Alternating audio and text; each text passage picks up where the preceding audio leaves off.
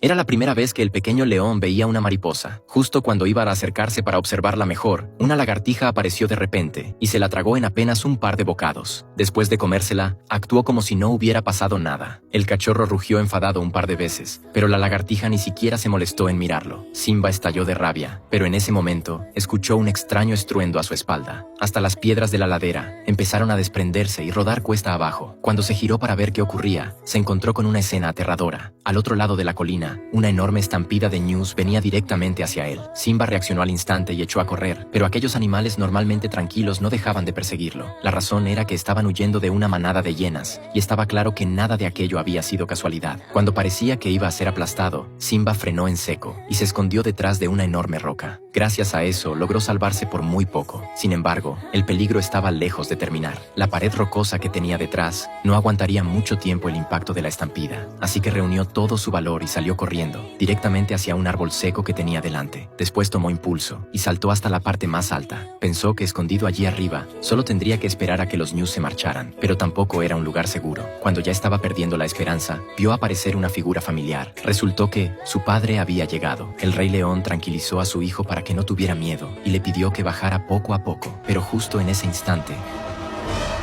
un ñu embistió al rey y lo lanzó por los aires. Simba también cayó en medio de la estampida. Cuando el pequeño ya no sabía qué hacer, su padre apareció a tiempo. Lo agarró con la boca, atravesó la manada de ñus y consiguió ponerlo a salvo, aunque él mismo terminó atrapado en el peligro. Mientras observaba la interminable estampida, sin lograr ver a su padre por ninguna parte, Simba estaba cada vez más angustiado. Por suerte, poco después, su padre consiguió aparecer de nuevo. Simba respiró aliviado al instante y volvió a sonreír, pero aquella pared rocosa era extremadamente difícil de escalar. Sin poder hacer nada para ayudar, Simba observaba conteniendo el aliento, animando a su padre en silencio. Afortunadamente, el rey león era ágil y fuerte y estaba a punto de alcanzar la cima. Y fue entonces cuando apareció Scar, el hermano del rey.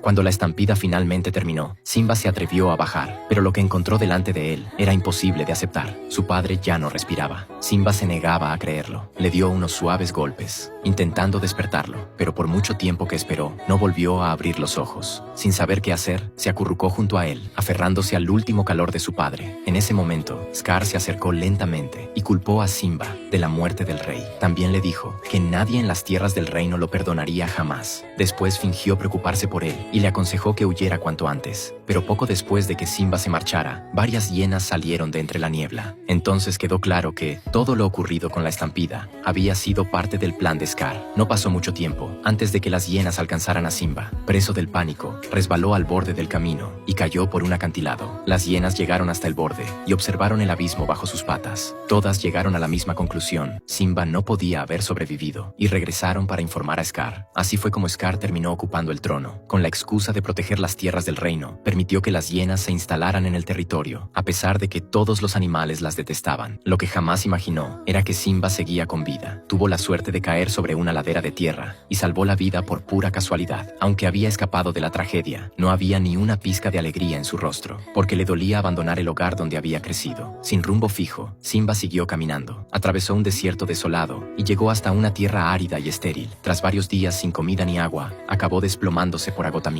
A la mañana siguiente, bajo un sol abrasador, un grupo de buitres descendió desde el cielo. Se reunieron alrededor de Simba, dispuestos a darse un festín fácil, pero entonces escucharon algo inesperado. A lo lejos, un pequeño punto oscuro avanzaba a toda velocidad.